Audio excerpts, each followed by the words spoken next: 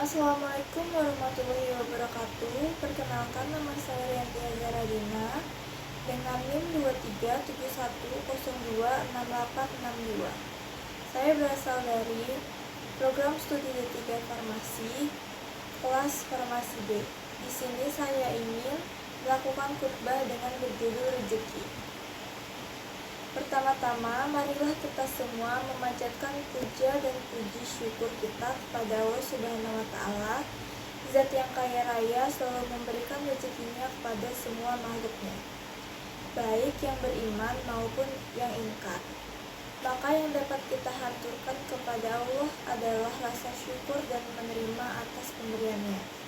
Salawat beserta salam tak lupa kita haturkan kepada Nabi Muhammad SAW, Nabi yang dermawan, memiliki etos kerja yang tinggi dan selalu memperjuangkan hak-hak orang fakir dan miskin. Pada kesempatan yang mulia ini, tidak bosan-bosannya saya berpesan kepada seluruh jamaah dan khususnya kepada diri saya sendiri untuk senantiasa meningkatkan ketakwaan kita kepada Allah Subhanahu wa Ta'ala, yakni dengan senantiasa menjalankan perintahnya dan menjauhi segala larangannya.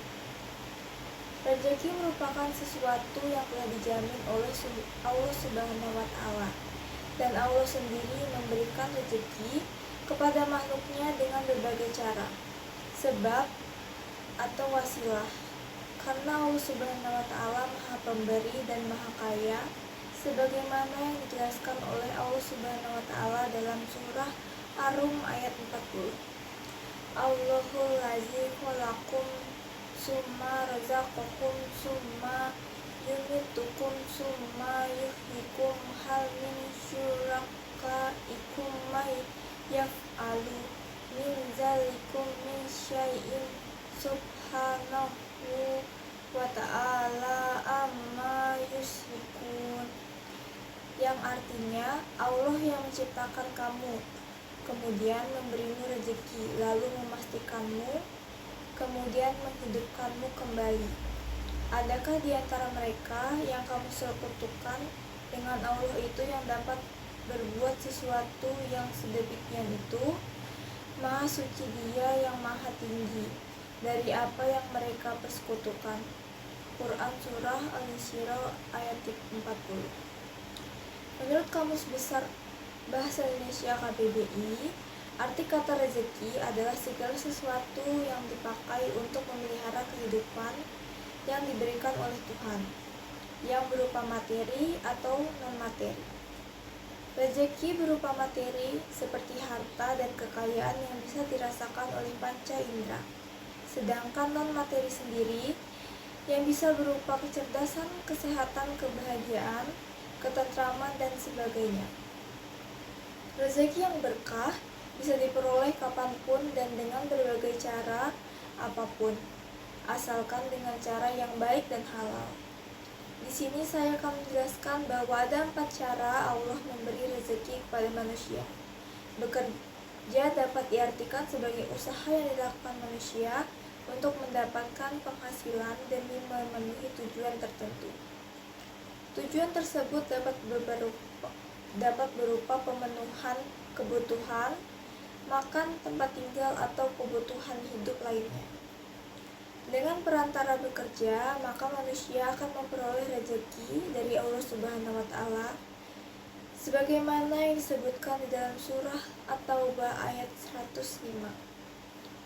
Wa qul limalu fi sayarallahu amalakum wa rasuluhu wa mu'minun wa saturadunna ila alimil ghaib wa syahadati fayunadikum bima kuntum ta'malun, yang artinya, dan katakanlah, bekerjalah kamu, maka Allah akan melihat pekerjaanmu, begitu juga Rasulnya dan orang-orang mukmin. Dan kamu akan dikembalikan kepada Allah yang mengetahui yang gaib dan yang nyata, lalu diberitakannya kepada kamu apa yang telah kamu kerjakan. Quran Surah At-Taubah ayat 105. Selain itu, Allah juga sudah menciptakan bumi dengan berbagai isinya, sehingga kita diperintahkan untuk mencari rezeki di bumi yang telah dibentangkan oleh Allah Subhanahu wa Ta'ala, seperti yang tercantum dalam surah Al-Mulk ayat 15. Huwallazi ja'ala lakum ardila zalulan wa kullu mir rizki wa ilaihin nusyur, yang artinya dialah yang menjadikan bumi untuk kamu yang mudah dijelajahi, maka jelajahilah di segala penjurunya dan makanlah sebagian dari rezekinya, dan hanya kepadanya lah kamu kembali setelah dibangkitkan. Quran Surah Al-Mulk ayat 15. Rasulullah juga bersabda dalam hadisnya yang diriwayatkan oleh Imam Ahmad bin Hanbal, bahwa bekerja merupakan mulia, terlebih dengan tangannya sendiri.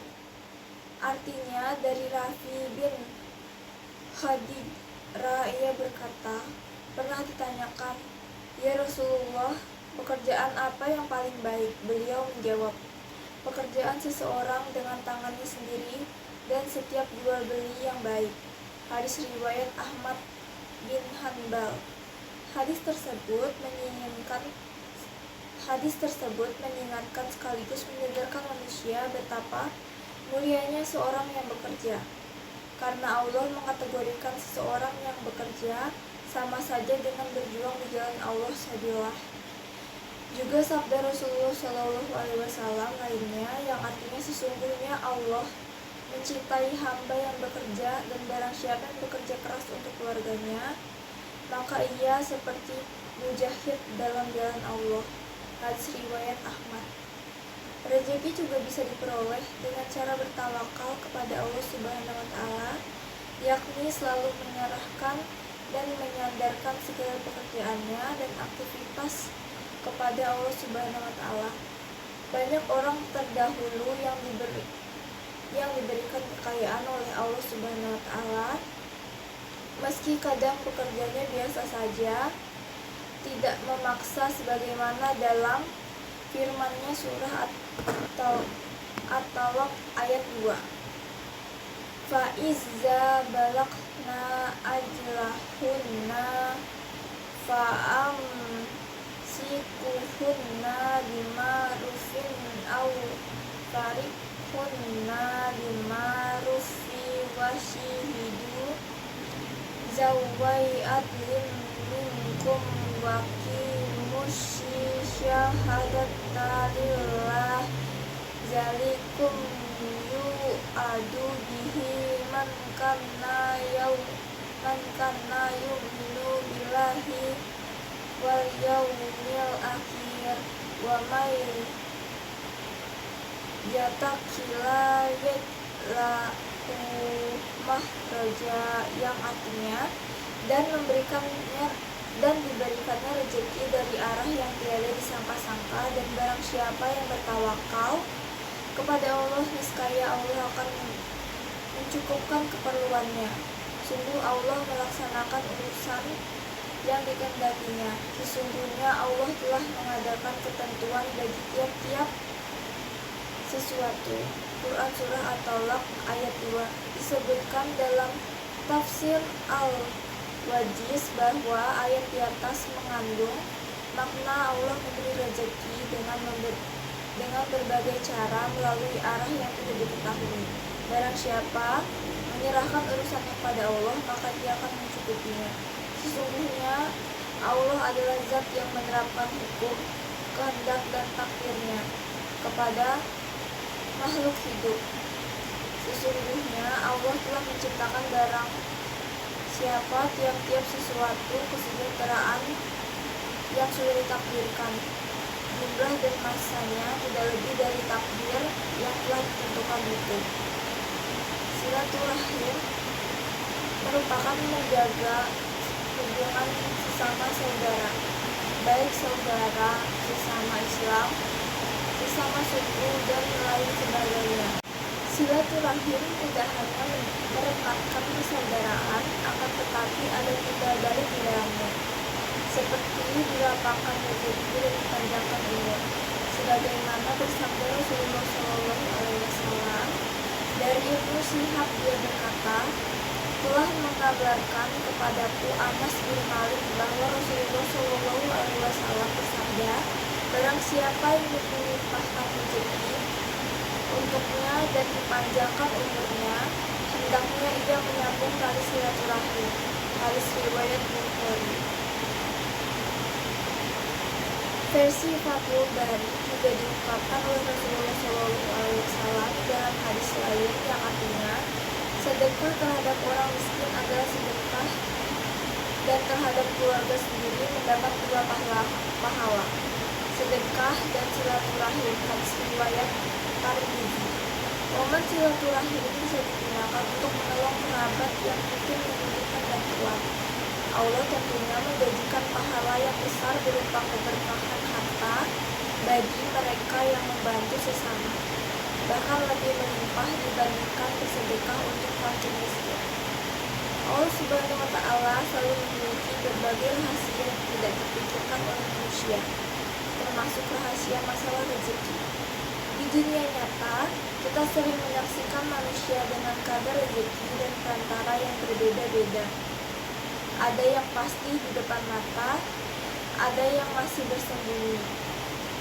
Akan tetapi Allah Subhanahu wa Ta'ala juga kadang-kadang menampakkan kekuasaannya atas rezeki yang tidak disangka-sangka. Seperti Allah menurunkan rezeki bagi Siti Maryam, menurunkan makanan bagi umat Nabi Ilyas, mengeluarkan air dari jari jemari Nabi Muhammad SAW. Hal-hal demikian bukanlah sesuatu yang mustahil, karena Allah Subhanahu wa Ta'ala sendiri berfirman di dalam Al-Quran surah At-Talaq ayat 3, wa yarzuqhu min haitsu la yahtasib wa may yatawakkal 'alaihi fahuwa hasbun innallaha balighu amrih qad ja'allahu likulli syai'in qadra, yang artinya, dan dia memberikan rezeki dari arah yang tidak disangka-sangkanya, dan barang siapa bertawakal kepada Allah niscaya akan mencakup keperluannya. Sesungguhnya Allah melaksanakan urusan-urusannya. Sesungguhnya Allah telah mengadakan ketentuan bagi setiap sesuatu. Quran surah At-Talaq ayat 3. Selain itu juga Allah Subhanahu wa Ta'ala memberikan rezeki tanpa disangka-sangka lewat kita beristighfar kepada Allah. Hal ini dijelaskan dalam hadis Nabi Shallallahu Alaihi Wasallam yang artinya, barang siapa yang memperbanyak istighfar, Allah jadikan baginya kemudahan dan setiap kesulitan dan menjadikan jalan keluar dari setiap kesempitan, dan dia memberikan rezeki dari arah yang tidak disangka-sangkanya. Hadis riwayat Abu Daud dan Ibnu Majah. Jadi 4 pintu rezeki yang Allah bukakan untuk kita, yaitu kita bekerja dengan tangan kita sendiri. Yang kedua, kita berserah diri kepada Allah. Yang ketiga, melalui silaturahmi antar saudara, antar keluarga kita. Dan yang keempat yaitu melalui istighfar kepada Allah Subhanahu wa Ta'ala. Demikianlah khutbah yang singkat ini. Semoga kita senantiasa menjadi hamba-hamba yang terus mengalir rezekinya dan mendapat keberkahan dan ridho Allah Subhanahu wa Ta'ala dalam kehidupan di dunia dan akhirat. Amin ya rabbal alamin. Jika ada salah kata, saya mohon maaf. Wassalamualaikum warahmatullahi wabarakatuh.